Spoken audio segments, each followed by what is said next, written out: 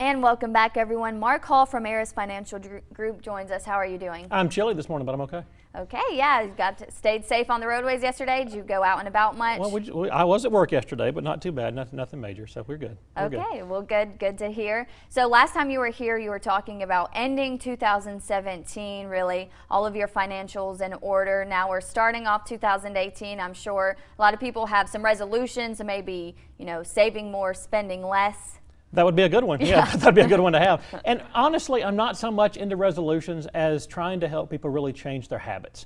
And what we are finding more and more is, from a behavioral standpoint, how important it is to get the financial things in order, because if those things are not going well, those are the things that we tend to worry about, that we seem to have concern about, and that causes us to make bad decisions, quite honestly.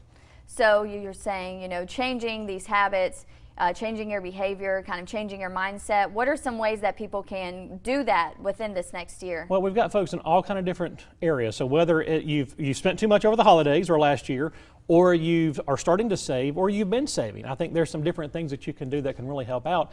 And first of all, if you did have too much of an extravaganza during Christmas and bought a little bit too much for the family or for yourself, honestly, the first thing that you need to do is to get out from under debt this year. I understand, and we all understand, if we've got the mortgage, possibly an auto loan or two in the house, but all that other stuff, credit cards, the bad debt, the things like that, let's get a plan together this year to say, listen, if I do this much a month, I can start getting rid of these different credit cards or these different loans that I've got to really get some things under control there.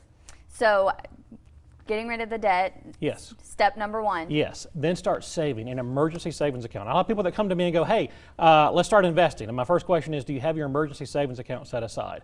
And what that means is it can be anything from the car going out, having to pay for repairs, to, it's not a big deal this week, but about 6 months ago we had the air conditioner go out, came home and it was 77 degrees in the house, and I thought something's wrong here. A few $1,000s later, we have a new unit and an air conditioning. And the thing is that if you've got your emergency savings account set aside, and what I usually recommend is if you've got a two-income household, maybe about 3 months worth at least. If you've got a one-income household, it's really important to set aside about 6 months worth. And I know you're saying, Mark, that sounds impossible. It may be hard, but it's something you need to do so that things like that won't affect the money that's going towards your bills and getting you behind again. So it's something you've just got to have some diligence to and put some importance on. If it's $50 a month or whatever it is, to get started setting that money aside. So that rainy day fund, how would you advise really setting aside those funds to set yourself up for 6 months? Listen, if you're having trouble trying to figure out how to do it, automate these things. There are ways through your online banking, through your checking account, to say this goes out on this day each month, to make sure this bill is paid, or to make sure that this money goes into my savings account each month.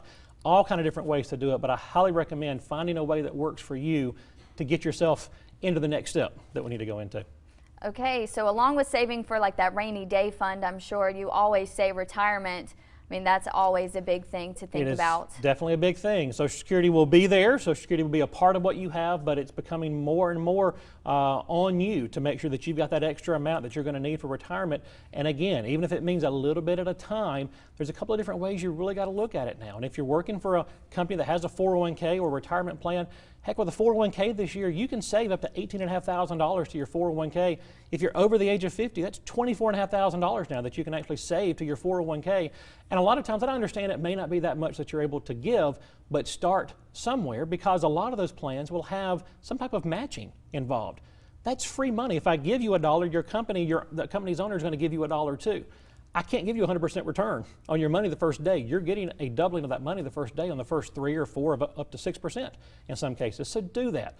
But if you don't have a plan like that, an IRA, a Roth IRA, maybe if you're younger, or a traditional IRA, just depending on your tax situation, you can save up to $5,500 a year, $6,500 if you're over the age of 50, to an IRA. The market is still humming. There's still good things going on in the market this year. Start putting that money aside and start investing that money to save for down the road. Okay, so a lot of great things to keep in mind this morning. And one quick question, I know tax season is literally right around the corner. Yes. Any tips on that? Without a doubt. I mean, I'm already starting to get some of the things in the mail from church for contributions, things like that. Get you a folder set aside so that as those things come in, you're putting those things aside, maybe some receipts if you did some contributions last year, some different things last year. Just get those things out. It'll make it a lot easier to put together that packet and to give over to your CPA or do it yourself if you're doing it yourself here in the next couple of months. Okay, well, thank you so much for coming out this morning. And this is Marc Hall from Aris Financial Group. I'm sure if you have any questions regarding your financial future, I'm sure they'd be happy to answer them. And feel free to call us at Aris Financial Group or just search for Advisor Marcus on Facebook, and you can reach me through there as well. Okay, well, thank you again Appreciate for it. coming out this morning.